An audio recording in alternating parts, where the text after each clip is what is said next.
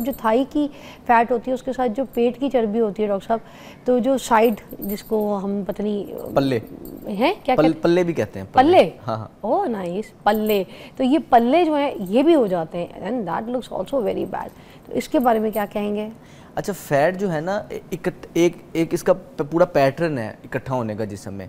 गलती होती है, हम ये सोचते हैं कि सिर्फ हमारी थाई में फ़ैट है। ओवरऑल सारे जिस्म में फ़ैट आता है, और ये वाला जो फ़ैट है ख़वातीन में, इसको स्टबन फैट कहते हैं। First to come last to go. सबसे पहले आपके थाई पे फैट आता है, फिर आहिस्ता आहिस्ता जो है ना सबसे एंड पे ये जाता है। मतलब नीचे से फैट शुरू होता है? नहीं, ये एक्यूमुलेशन होती है ना। मर्दों में सबसे पहले फैट आता है साइड वाला। अच्छा। यानी कि पेट में आएगा, ये तोंद आएगी, या साइड वाला आएगा। ओके। खवातीन में सबसे पहले फैट आएगा या वेस्ट लाइन पे फैट आएगा या आपकी थाई पे फैट आएगा। और आता ये सबसे पहले है, लेकिन जाता ये सबसे लास्ट में। इस वजह से फैट लॉस के जब हम प्रोसेस में होते हैं, चाहे आपकी थाई में फैट है, चाहे आपका पेट में फैट है, चाहे आपके बाजू नीचे से लटके हैं, ये जितना भी फैट है इसने जाना एक ही प्रोसेस से होता है। डाइट, लाइफस्टाइल, एक्सरसाइज, आपने इसको थ्रू आउट फॉलो करना होता है और अपने जहन में गोल रखना होता है 4 से 6 महीने का।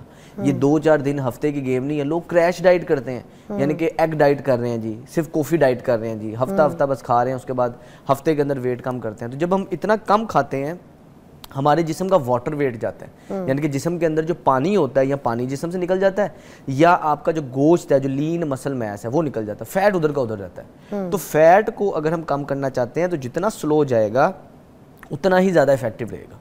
अच्छा, कोई जूसेस, कोई ऐसी चीज़ें जैसे आजकल बड़े ट्रेंडिंग में चल रही है ना, ABC juice and all that, जिसमें चुकंदर होता है, मौसमी होता है, ग्रेप फ्रूट जूस जो है वो कहते हैं बड़ा फैट, स्टबन फैट को भी कट कर देता है। इसमें क्या सच्चाई है और कितना काम करता है आपकी एक्सरसाइज से हट के? मतलब जैसे अगर एक्सरसाइज आपकी बॉडी में 40% काम कर रही है, तो क्या ये भी आपकी बॉडी में 40-60% काम करता है? ये बाकायदा तौर पे स्टिमुलेट करता है। जो ABC जूस की आप बात कर रही हैं, एप्पल, बीट रूट और कैरेट, ये 3 चीज़ें इसमें डली होती हैं। Added ginger as well we can. हाँ, वो फ्लेवर को बेहतर बनाने के लिए नींबू, जिंजर ऐड कर सकते हैं।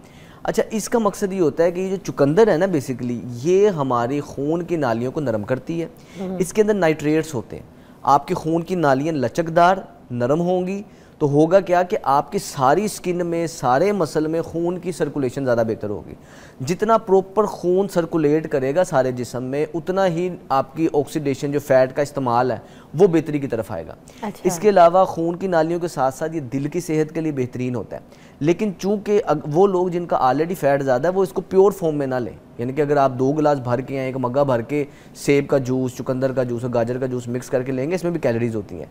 इसको डाइल्यूट करके लें, यानी कि इसमें थोड़ा सा पानी डाल के डाइल्यूट करके सिप करके आप सारा दिन में पीते रहें। 1.5 लीटर की बोतल में 1 गिलास डालें और उसे सिप करके पीते रहें। अगर हम इसको डाइल्यूट करके पीते हैं तो इसकी एफिशिएंसी और ज़्यादा बढ़ जाती है। आपके दिल के अमराज के लिए फ़ायदेमंद है। अगर आपको ब्लड प्रेशर है उसके लिए बहुत ज़्यादा फ़ायदेमंद है।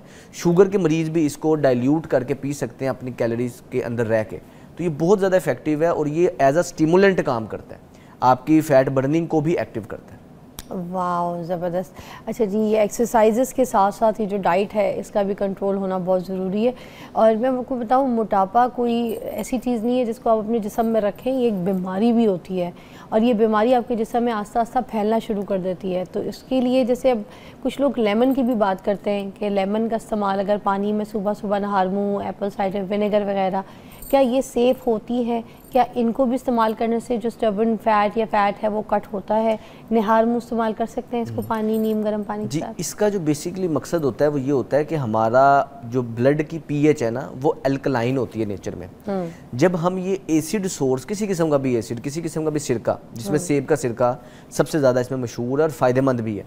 अगर हम 2 चम्मच 1 गिलास पानी में सेब का सिरका डाल के पी लेते हैं, और सेब का सिरका भी सारे सेब के सिरके अच्छे नहीं है, कुछ सिंथेटिक होते हैं, यानी कि बने बनाए या कलर डाला होता है, आम सिरके के अंदर फ्लेवर डाला होता है। जबकि सेब का सिरका घर में आराम से बन सकता है, आराम से बन सकता है। अगर तो आप घर में बना सकते हैं तो वो सबसे बेहतरीन है। तो सेब का सिरका अगर आप इस्तेमाल करेंगे तो वो आपका एक तो फैट को भी रोकेगा। अगर आपका वजन ज़्यादा नहीं है, आपको लेना चाहिए, आपको मोटा नहीं होने देगा।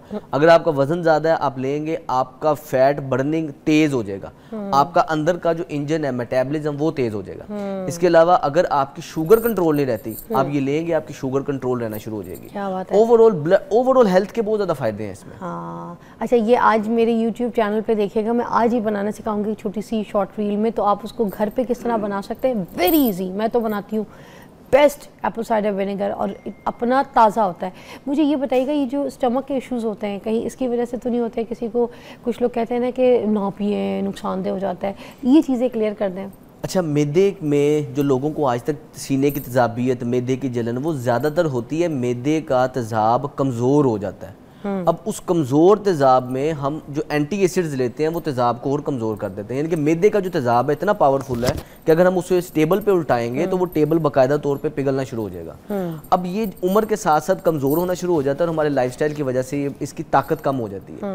तो ये जितने भी आपके एसिडिक चीज़ें हैं, आपका लीमू हो गया, खाने के साथ आप लीमू ले सकते हैं, खाने के बाद आप सेब का सिरका ले सकते हैं, ये उस मैदे के तेज़ाब को सपोर्ट देता है। ये सपोर्टिव रोल प्ले करता है, तो उनके लिए फ़ायदेमंद है, बहुत अच्छी चीज़ है। लेकिन सिर्फ कुछ स्पेसिफिक लोग ऐसे हैं जिनको मैदे में अल्सर है, उनके लिए नुकसान दे, उनके लिए अगर तेज़ाब बढ़ेगा नुकसान होगा। और नहार मुंह बता दीजिएगा। नहार मुंह एम्प्टी स्टमक सबसे ज़्यादा फायदेमंद है, सुबह उठते साथ लेंगे वो सबसे ज़्यादा फायदेमंद। बट सिर्फ उन लोगों को नहीं जिनको एसिडिटी का मसला है, सीने में जलन है, तो वो अपना ख्याल रखें। Thank you so much. आज आपने हमारे साथ तो डाइट भी डिस्कस कर दी, आपने हमारे साथ एक्सरसाइज भी डिस्कस कर दी। जाहिर सी बात है, ही इज़ अ डॉक्टर, तो इनको फिजियो कि ये सारी ट्रीटमेंट्स जो है ना लोगों को करवाते हैं, तो इनको डाइट का भी पता है, रेकमेंड करते हैं, इनको एक्सरसाइज का भी पता है।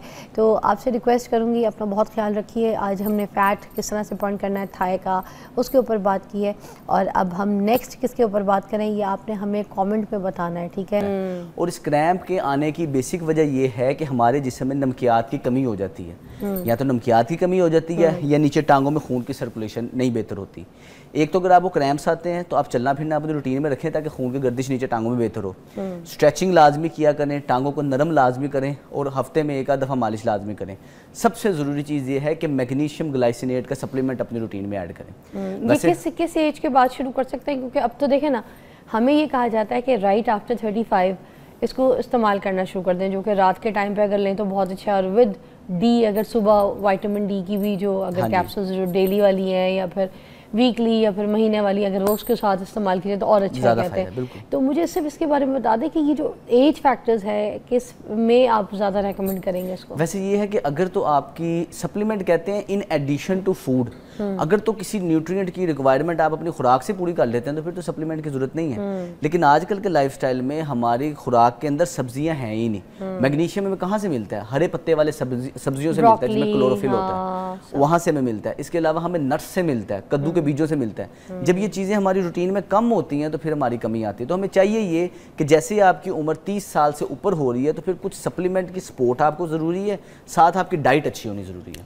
ऑलराइट, जो है ना लोगों को करवाते हैं तो इनको डाइट का भी पता है, रेकमेंड करते हैं, इनको एक्सरसाइज का भी पता है। तो आपसे रिक्वेस्ट करूँगी अपना बहुत ख्याल रखिए। आज हमने फ़ैट किस तरह से बर्न करना है थाई का, उसके ऊपर बात की है, और अब हम नेक्स्ट किसके ऊपर बात करें ये आपने हमें कमेंट में बताना है, ठीक है। हमारा शो देखते रहिए, हम एक ब्रेक के बाद आपको दोबारा ज्वाइन करते हैं। Thank you so much.